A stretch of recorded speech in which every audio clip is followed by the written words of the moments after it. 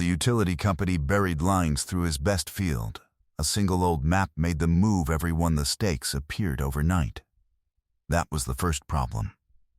Clayton Birch found them on the morning of the 14th of April, 1981, walking his north field before breakfast.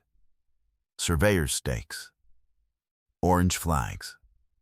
A straight line of them running corner to corner across the best 40 acres he owned. He was 61 years old, had farmed the same ground in Caldwell County, Missouri, since 1947. He counted the stakes. 11 of them, dead through the middle of the field. He pulled one up, looked at the tag, set it back. The flags were surveyor's plastic, the orange faded already on the south sides where the sun had hit them. Each stake was a fresh-cut lath, the pine still pale at the cut, driven hard. Somebody had come through with a crew while he slept 300 yards away and put a line across his ground and never knocked on his door. The frost was still on the lower grass. Clayton stood in it a while. The cold came up through his boots, and he let it. The field was his best, and he knew exactly why. The North 40 sat on a bend of bottom ground above Shoal Creek. Black soil, 4 feet deep in places, laid down by 1,000 floods before his time. It grew corn when the rest of the county grew disappointment. In 1980, a drought year, the North 40 made 130 bushels an acre, while his upland made 60.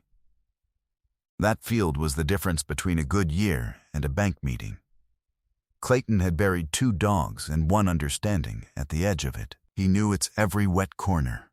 The stakes ran straight through the heart of it. He drove to town that afternoon. The flags belonged to Tri-County Electric Cooperative. The woman at the front desk in Kingston told him a transmission line was going in. A buried line, she said, like that made it better. Said a right-of-way agent would be in touch. Said it as though Clayton should be pleased to hear it. The agent came on a Thursday, late April. His name was Garrett Lyles, maybe 40. Drove a company Buick with a clean dashboard. Spread a map on Clayton's kitchen table and explained the route. The cooperative was running a buried distribution feeder from the Hamilton substation to a new line serving the county's northwest. The straightest path ran through Clayton's North 40. Lyles said the word easement several times. Said the cooperative would pay $1,100 for a permanent strip 30 feet wide. Said the trench would be backfilled and Clayton could farm right over it.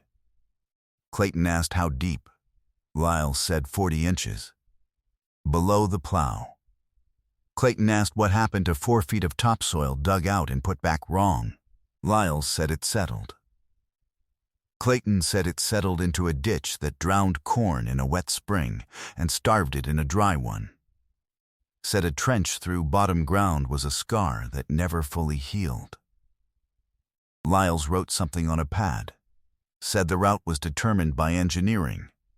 Said the cooperative had the power of eminent domain if it came to that. Said it pleasantly, the way a man mentions the weather. Clayton did not sign anything. Lyles left the map. Drove off in the clean Buick. The first letter came in May. A formal notice of the easement and the offer. $1,100. Clayton put it in the roll-top desk in the front room. The desk had been his father's. The drawer already stuck halfway. The second letter came in June. Same offer. A line added at the bottom about condemnation proceedings if agreement could not be reached. Clayton read that one twice. Put it in the desk with the first. He talked to a lawyer in Hamilton. A man named Pruitt who did wills and deeds. Pruitt read the letters. Said the cooperative was within its rights. Said eminent domain for utility easements was settled law in Missouri. Said Clayton could fight the price, but not the route. Said fighting the price would cost more in fees than it would win. Charged $40 for the hour and meant it kindly. Clayton drove home. Did not sign. That night Margaret asked him what Pruitt had said. Clayton told her. The co-op could take the route, They could only argue the price, and arguing the price would cost more than the price. Margaret had kept the farm's books since 1948, in a ledger with a cracked spine, and she knew what the North 40 was worth better than any agent in a clean Buick. She did the figure out loud. The Bend made roughly 70 bushels an acre more than the upland. Across the strip the trench would ruin. That was maybe 400 bushels a year, gone, for as long as the scar stayed wet. At $3 corn, that was $1,200 a year. The co-op was offering $1,100 one time for damage that would cost him that much every season after. Clayton sat with that number a while. Then he said the thing he'd been turning over since April, that the engineers had drawn their line on a map that didn't know the field, and that he had spent 34 years learning the field. Maybe, he said, the field was on a map somewhere too. A better one. He just had to find it. Margaret said maps didn't move power companies. Clayton said this one might, if it was right, and they were wrong. The cooperative scheduled the trenching for September after harvest. That gave Clayton the summer. He spent part of it angry and most of it thinking. The thinking was the useful part. He kept coming back to one thing Lyles had said. The route was determined by engineering, the straightest path. Clayton had farmed that bottom for 34 years, and he knew the North 40 was not a blank rectangle on a map.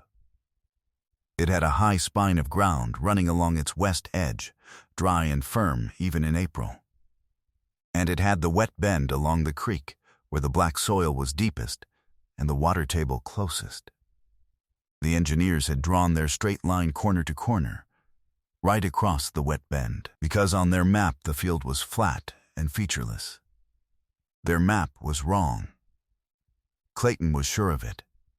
He just needed to prove it. He started in the courthouse basement in Kingston. The recorder of deeds led him into the back room where the old plat books were shelved, dust and leather and the smell of paper going soft. Clayton was looking for his own deed, the metes and bounds, anything that described the field as it actually lay. He found his deed, found his father's before it, from 1947. Found the original land patent from 1839, signed in the name of the United States, granting the quarter section to a man named Absalom Ford. None of it showed what he needed. Acreage and boundaries, no detail inside the lines. He went back the second day and pulled the tax assessor's plats, then the road district surveys, then a set of bridge and culvert drawings from the 1920s, hoping a creek crossing might show the lay of the bottom. The bridge sheets came close. They showed Shoal Creek's channel and a note about flood stage. But they stopped at the road. They didn't reach into the field. The clerk, an older woman named Eunice Tharp, watched him work for 3 afternoons. On the third, she asked what he was after. Clayton told her. A utility wanted to cut his best ground, and he wanted to know the ground better than they did. Eunice thought a while. Said there was another set of records most people never asked for. Down in the vault. The drainage district maps. Clayton did not know there had been a drainage district. There had. The Shoal Creek Drainage District, organized in 1916, when the county had tried to tame the bottoms with a system of ditches and tile. The district had surveyed every farm along the creek in detail. Elevation, soil, water flow, where the wet ground was and where it wasn't. The district had gone broke in the 1930s and dissolved, but the maps had been filed and never moved. Eunice brought up a flat leather portfolio, tied with cloth tape gone gray. Inside were linen-backed survey sheets, hand-drawn, dated 1916. Clayton found his quarter section on the 4th sheet. And there it was, the North 40, drawn in fine ink, with the high western spine marked in contour lines and the wet bend along the creek shaded and labeled in a surveyor's careful hand. Subject to standing water. Tile recommended. The 1916 map showed exactly what the cooperative's map did not. The field was not flat. The straight line route ran directly through the wettest, deepest, worst draining ground on the whole 40. Clayton paid Eunice's office 50 cents for a certified copy. She made it herself on the courthouse copier and stamped it and signed it. Clayton drove home with a 65-year-old map on the seat beside him like a passenger. He did not call the cooperative. He understood that a map alone proved nothing to a company that had already drawn its line. He needed to turn the map into a reason an engineer would have to answer. So he did the work the engineers hadn't. He spent the back half of July walking the field with a soil probe and a notebook. The probe was a steel rod with a T-handle, 4 feet long, marked in inches. He pushed it into the ground every 100 feet along the staked route, wrote down where it slid easy and where it hit, and where it came up wet. He found the water table at 22 inches in the bend. 22 inches. The cooperative meant to trench to 40. 18 inches into standing water. He did it in the early mornings, before the heat, walking the staked line with the probe over his shoulder like a rifle. 11 readings, 1 at each stake, then more between them. At the west end, up on the spine, the probe went the full 4 feet and came up dry and clean, smelling of nothing but dirt. At the bend it stopped at 22 inches and came up dark and slick and smelling of the creek. He read at the same spot 3 mornings running to be sure it wasn't a fluke of one wet week. It held 22 inches, 23, 21. The water was there to stay. It had a season, and the season was most of the year. He marked it all on a copy of the 1916 map, his probe readings beside the surveyor's contour lines. 65 years apart, and they agreed exactly. The wet ground was where it had always been. The engineers had drawn a trench straight through a place where, every wet spring, the water sat 18 inches above the bottom of the line they intended to bury. A buried electric feeder, Clayton learned at the library in Hamilton, did not like standing water. Splices failed. Insulation degraded. A line laid in a seasonal water table was a line that would fault, and a faulted buried line meant digging up the trench to find it. Through his field, again and again, for as long as the line lived. Clayton put it all in a folder. The certified 1916 map. His probe notebook. A page of figures comparing the two. A short letter. 3 sentences, typed by Margaret Birch on the underwood that had been her mother's. The letter did not threaten anything. It said the proposed route crossed a documented seasonal water table at 22 inches, that the trench depth of 40 inches would place the line below standing water, and that the cooperative might wish to review the enclosed survey before proceeding. He mailed it to the cooperative's chief engineer. Not the right-of-way agent, the engineer. A man named Harold Vance, whose name Clayton found on the bottom of the route map Lyles had left on his table. Then he waited. The neighbors heard, the way they did. Some thought he was a fool to fight the co-op. The co-op was the co-op. It brought the power. You didn't win against it. Clayton's neighbor to the south, Verl Stutzman, said as much over the fence one evening. Said the line would go where the line would go, and Clayton would take his $1,100 and be glad of it. Clayton said he might. Did not say anything about the folder in the mail. A man from the Grange asked him at the elevator what he thought he was going to do. Fight engineers with a paper from before the Depression. Clayton said the ground hadn't moved since the Depression. Neither had the water. The man laughed. Clayton let him. It was the same at the feed store, and the church lot, and the coffee counter at the cafe in Kingston. The talk was that Birch had gone stubborn over a strip of dirt, that he'd spent 3 afternoons in the courthouse basement chasing a paper instead of signing a check. A younger farmer said it was the kind of thing an old man did when he had more pride than sense. The remark got back to Clayton. He didn't answer it. He had farmed the bottom 34 years, and he had learned that a field told the truth slower than men did. But it told it longer. What none of them knew was the part that mattered. The 1916 map and his probe notebook agreed to the inch. The wet ground was where the surveyor said. The engineers were wrong about the one thing they were sure of. And being wrong about water, in a buried line, was not a small thing. Clayton kept that to himself. A man who has the goods doesn't need to show his hand at the elevator. 3 weeks passed. No answer. The trenching was set for the second week of September. Clayton began to think the folder had gone into a drawer like his own letters had, unread, the way a big thing ignores a small one. August wore on.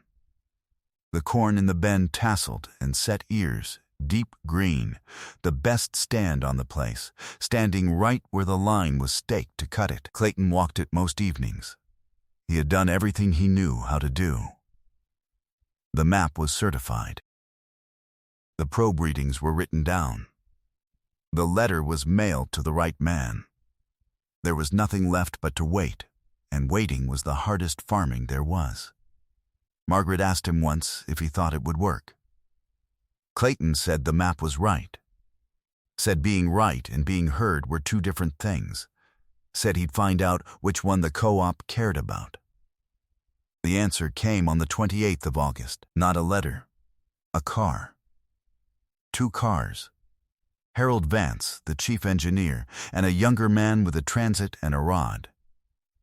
Vance was near 60, had built lines in 19 counties. He did not spread a map on the kitchen table. He asked Clayton to walk him to the field. They walked the staked route. Clayton carried the soil probe.